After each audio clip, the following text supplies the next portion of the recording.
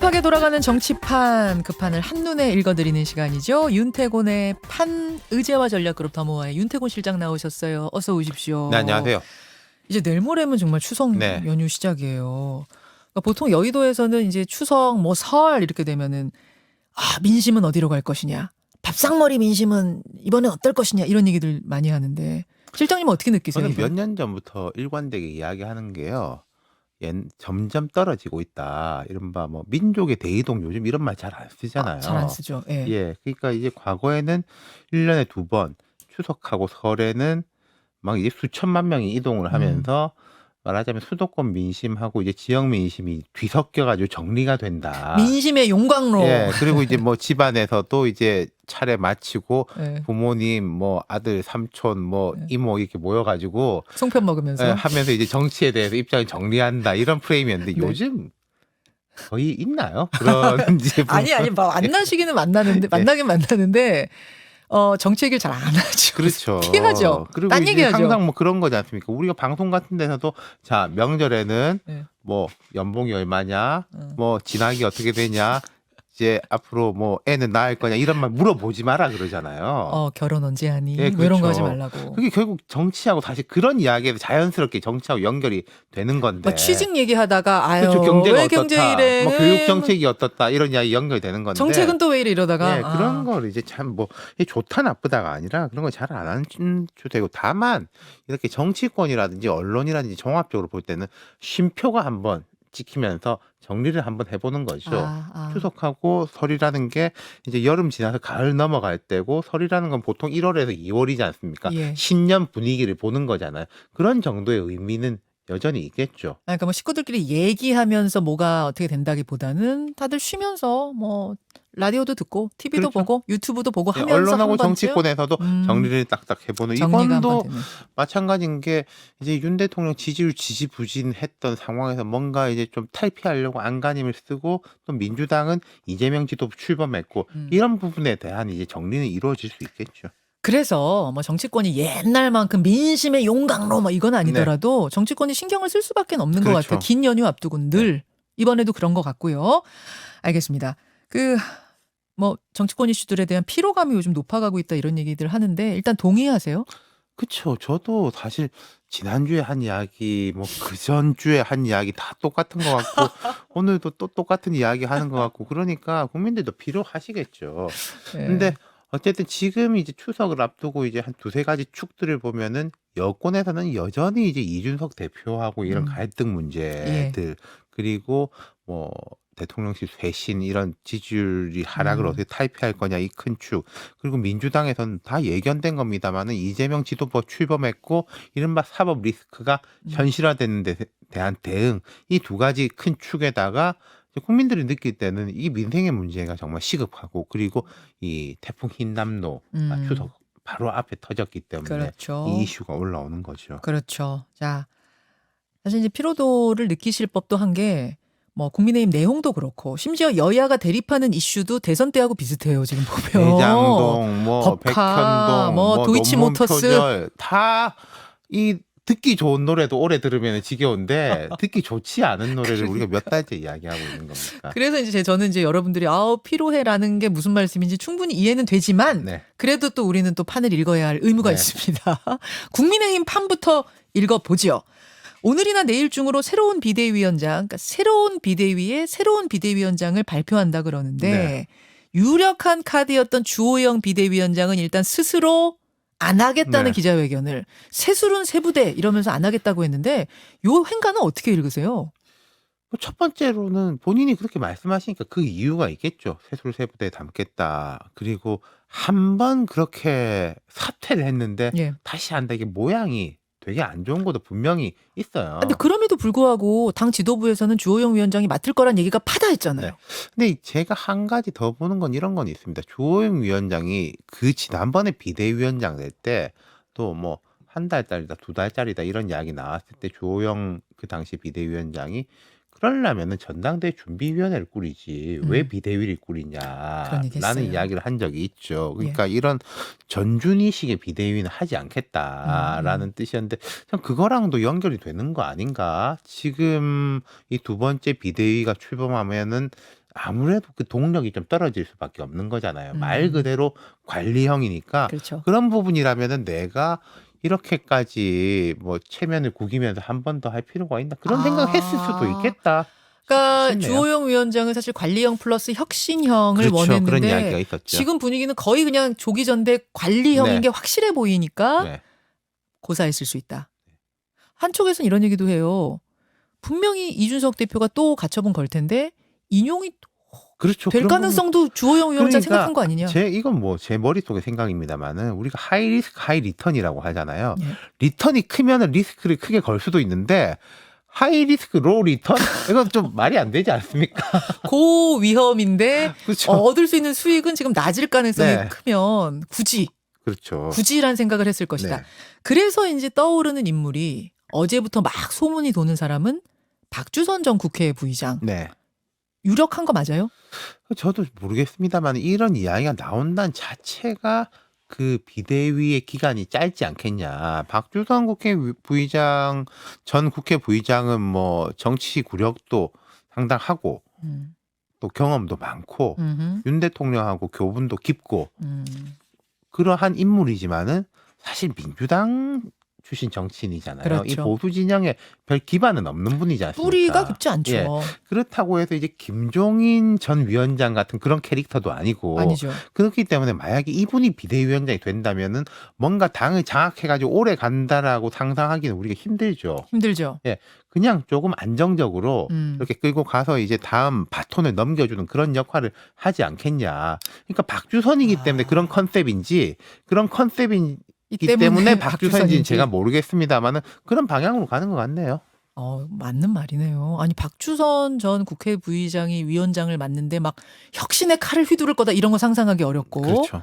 오래 할 거다 이런 거 상상하기 어렵고 어느 계파에 속했어? 이거 따질 필요도 없고. 그러니까 이분 같은 경우에는 장악력은 약하겠지만은 두루두루 볼 때 저 사람은 이쪽 편 아니야 저쪽 편 아니야라는 건 또 약하지 않겠습니까? 그렇죠. 기토가 뭐 약할 수도 있겠죠. 그러면 윤 대통령 의중이 들어간 거라고 보세요? 글쎄요, 그건 뭐 요즘 제가 어떻게 이런 뭐 이심전심 내지 뭐 이런 말들도 있는데 윤석열 대통령이라는 대통령실에서 되게 거부감을 느끼지 않은 사람을 뽑을 것 같다라는 생각은 들어요. 뭐 허락 맞겠다 이런 것까지는 아닐지 몰라도. 예. 그럴 것 같네요. 그럴 것 같네요. 사실은 지금 이제 국민의힘에서 또 하나 막 이야기가 올라오는 것이 신윤회관 얘기가 막 올라와요. 그러니까 장제원, 권성동 이른바 주류 윤회관, 핵심 윤회관들이 스스로 물러나겠다. 또 권성동 원내대표 같은 경우도 비대위 꾸려지고 나면 나 그만두겠다 얘기한 상황이니까 네. 그럼 이 빈자리를 누가 채울 것이냐. 그렇죠. 신윤회관들이 떠오를 것이다. 초재선이다. 그리고 그들을 지휘하는 신윤회관은 뭐 윤상현 의원이 될 거다 이런 얘기를 이준석 대표도 하고. 윤핵관이라는 프레임이 참 웃기긴 한데 어느 정부나 이렇게 핵심 코어 그룹은 있는 거죠. 뭐 예컨대 대통령이 됐건 지도부가 됐건 1차적으로 의논하는 뭔가 그룹은 있고 또 2차적으로 의논하는 그룹이 있는 거니까 그게 뭐 누군지는 모르겠지만 항상 있을 수밖에 없는 것인데 그리고 또 권력은 진공이 없다라는 말이 있거든요. 누군가는 그 자리를 채워야 돼요. 진공이 없어요. 예, 잘하든지 못하든지 간에 이제 그 자리에 있어야 되는 건 거죠. 그런데 이런 생각은 들어요. 그러니까 그 이른바 윤핵관이라 불렀던 분들도 그 정치력이라든지 이런 것이 그러니까 옳은 방향이냐 틀린 방향이냐도 있는 것이고 잘하느냐 못하느냐 노회하게 이렇게 하느냐 못하느냐도 있는데 그게 부족했다는 평가들이 꽤 있었던 것인데 그렇죠. 초재선 그룹으로서 이게 국정 운영을 뭐 집단적으로 이분들이 이제 핵심 역할을 할 것이다. 그거는 조금 잘 모르겠어요. 제가 생각할 때는. 근데 이거는 제가 이제 이준석 대표의 되게 거긴 조금 비판적인 시각입니다만 조금 공감 가는 게 있어요. 그분들이 이게 동력으로서의 역할은 될 수 있겠지만은 실제 컨트롤 타워로서 집단적 컨트롤 타워다. 글쎄요. 그런 건 제가 본 적이 없거든요. 그리하여 컨트롤 타워 역할을 하는 신윤회관으로 윤상현 의원이 등장할 거다. 등장했다. 요 론에 대해서는 어떻게 보세요? 그러니까 그 제가 인터뷰를 자세히 보니까 자 이른바 윤핵관이 빠지고 뭐 친박 친박 사람들도 이제 좀 중시될 거다 이런 보도가 있는데 그 사람들 중에서는 전략적 사고를 가진 사람은 내가 볼 때 윤상현밖에 없다라는 식의 이제 논리였어요. 저도 상당히 이제 거긴 공감을 하는데 그 사람밖에 없다라는 거하고 내가 볼 때 그 사람밖에 없다라는 거하고 그 사람 실제로 한다라는 거하고 조금 다르지 않나 싶거든요. 그런데 사실은 이준석 대표 그 인터뷰 전에도 여의도에는 그런 소문이 좀 돌았습니다. 뭐 국민의힘 의원뿐 아니라 민주당 의원들 사이에서도 윤상현 의원을 주목해야 한다. 요즘 대통령과 거리가 좁혀지고 있다. 뭐 이런 이야기들이 돌았잖아요. 의원이 항상 보면 이제 전략적 사고가 이제 능하고 정치 경험도 상당히 많고 이런 분이다라는 항상 약간 준비된 예비군 이런 느낌은 있어요. 그리고 당내에서 두루두루 뭐 관계도 좋은 편이고 근데 그건 뭐 봐야 알겠죠. 윤상현 의원이 진짜로 뭔가 윤핵관들이 물러간 자리에 들어온다면 이분 친박이잖아요. 네. 결국은 그럼 지금까지는 친이계가 대통령 주변에 많이 포진해 있었다면 대선 때부터 지금까지 그럼 이제 친박과 함께한다 뭐 이런 느낌. 이제 그런 식의 프레임도 있는데 저는 몇 번 말씀드렸는데 친이 친박이라는 게 의미가 있느냐? 친이 출신, 친박 출신 이런 식의 의미는 있는 것이고 이제 뭐 친이 PK, 뭐 친박 TK 출신이다 이런 게 있는데 윤상현 의원은 또 특이점이 있죠. 지역구가 수도권이잖아요. 예. 인천이잖아요. 네. 그런 부분에서 또 이분이 이제 장점이 있는 게 그런 부분이었거든요. 친박이라고 분류되는 사람들 중에서도 수도권에 지역구를 두면서 이런 중도 민심에 대해서 밝다 이런 게 있었는데 어떤 뭐 아이디어를 제공하고 대통령 의논하는 거하고 권력이랑은 항상 같이 가게 돼 있으니까. 근데 윤상현 의원이 그렇다고 해가지고 윤상현 의원이 뭐 좀 힘이 실린다고 해서 과거에 친박 출신들을 우르르 뽑아가지고 그쪽으로 국정 운영의 추가 쏠릴 것 같지는 않아요. 그건 아니라고 보시는군요. 알겠습니다. 이래저래 하여튼 윤상현 의원 이름이 많이 오르내리는 요즘이었습니다. 주목 좀 해주시고요, 여러분. 민주당으로 가겠습니다. 민주당이 굉장히 분주한 한 주를 보냈죠. 이재명 대표 검찰 소환 통보 이후에 의총을 열었고 거기에서 결국 불출석, 그다음에 김건희 여사 특검 뭐 이런 걸 당론으로 정하기로 하는 이 행보들은 어떻게 보세요? 이게 예견됐던 것이죠. 여기서 제가 한 가지 보는 포인트가 이런 게 있어요. 조응천 의원도 그런 말씀하셨대요. 이게 의총해가지고 할 일이냐. 그러니까 말하자면 개인의 불출석인 거잖아요. 이게 그리고 지금 있는 것들이 당무하고는 상관이 없는 거예요. 성남시장 경기지사 때 일인데. 그러니까. 그게 이재명 대표가 지난번에 이제 인천에 출마할 때도 그때 이제 진실 공방이 있었습니다만 자기가 나간다고 한 거 아니냐라는 거고 이재명 의원은 아니 그 내 의견이었고 당에서 요청이 있어서 난 출마했다라는 식의 이제 구조였단 말이에요. 그렇죠. 이번에도 검찰에 안 나가는 게 의총이 결의를 해가지고 내가 안 나가는 거지. 내가 개인적으로 나를 지키기 위해서 안 나가는 게 아니다라는 식의 이제 구도가 형성돼 있다는 거죠. 그러니까 개인의 뭐 방패막이 내가 살기 위해서 하는 게 아니라 이건 우리 당의 일이다. 당이 요구해서. 그렇죠. 당이 원하는데 어떻게? 우리 진영의 일이다라는 식으로 이렇게 만들어 나가는 건데 그게 뭐 얼만큼 이제 힘을 받을지는 좀 두고 봐야 되겠죠. 두 가지가 있을 거예요. 지금 민주당의 구성, 지도부의 구성이라든지 전당대회 때 이제 득표율을 보면은 지금 현재 민주당의 일이 이제 이재명 대표의 일이에요. 실제로. 그런데 그게 이제 이른바 중도층까지 나아갔을 때 그렇게 볼 것이냐. 그리고 그게 민주당의 일이라고 했을 때 민주당이 좋은 거냐. 그게 당신들 일이야? 제일 1순위야? 라는 질문을 던졌을 때. 그러니까 의원총회를 열어서 이런 뭐 출석 불출석을 정하고 이러는 것은 민주당이 원해서 민주당의 결정에 대표가 따르는 모양새가 되는 거지만 그것을 좀 크게 봤을 때는 과연 국민들도 그럼 그것을 뭐 좋게 볼 것이냐? 이건 다른 문제라는 거군요. 그러니까 몇 가지 프레임이 있어요. 이재명 대표의 지금 뭐 검경이 수사하는 것들은 아무 잘못된 게 없는데 억지로 다 갖다 이렇게 억울하게 누명을 씌우는 거다라는 프레임이 있을 것이고 조금 이제 그런 면모가 있긴 있는데 사실 정치적인 사건들은 코에 걸면 코걸이, 귀에 걸면 귀걸이인데 거기다가 이제 김건희 여사는 하지도 않으면서 왜 여기만 하냐? 이게 상대적으로 이런 프레임을 게 그쵸, 있을 그쵸. 것이고 예, 예. 그다음에 이제 세 번째는 이제 뭐 개인의 일인데 왜 갖다 붙이냐. 김대중, 현해탄 이런 말을 하는데 말이 되는 소리냐라는 이제 한 세 가지 프레임이 있을 네네. 겁니다. 그럼 1하고 3이 약간 양쪽이고 가운데에 있는 것인데 제 느낌에는 네. 상대적으로 이게 형평성이 있냐 이런 거는 좀 직관적으로 와닿을 수도 있을 것 같아요, 국민들한테. 근데 거기서 뭐 완벽하게 완전 무결한데 누명을 씌운다라거나 김대중 대통령의 현해탄 같은 이런 뭐 독재의 정치 탄압이다. 그건 또 좀 과하다는 아. 생각이 들지 않을까? 그러니까 지금 민주당이 보면은 여러 가지 트랙을 다 뿌리고 있는 거죠. 아하. 이것도 던지고 저것도 던지고 저것도 던져서 이제 먹히는 걸로 가겠다 이런 것 같아요. 아, 그럼 김건희 여사 특검법 당론 추진이라든지 또 이제 쌍특검 얘기도 지금 나오잖아요. 뭐 이런 것들도 다 그럼 이것 저것 한 번에 지금 해보는 것 중에 하나라고 보세요? 그렇죠. 근데 이제 뭐 정치라는 게 뭐 되는 것도 없고 안 되는 것도 없고 상상력의 산물인데 이제 국민의힘은 그럴 거예요.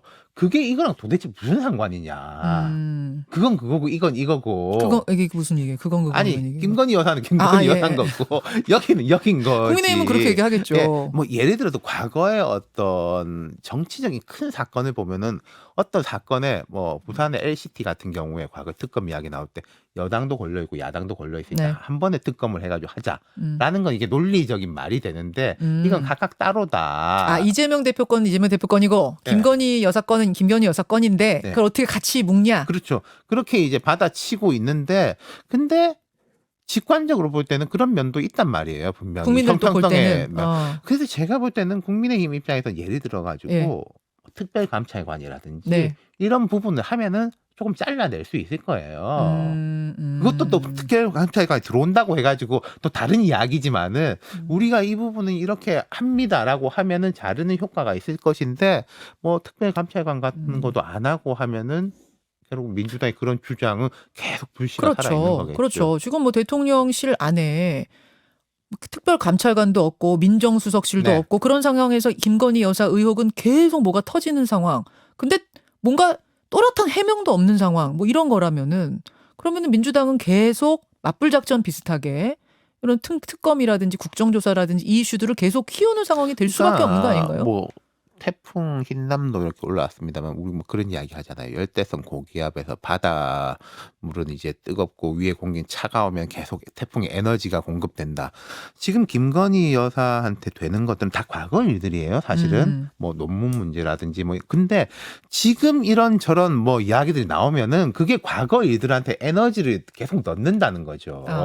지금 아무 일도 없으면은 그 과거 일인데 그럴 다 끝난 거 텐데. 아니야?라고 되는 건데 아니 지금 계속 이 문제가 진행 발생하는데 중이니까. 그러면은 과거 거도 봐야지 이렇게 되는 거죠. 알겠습니다. 알겠습니다.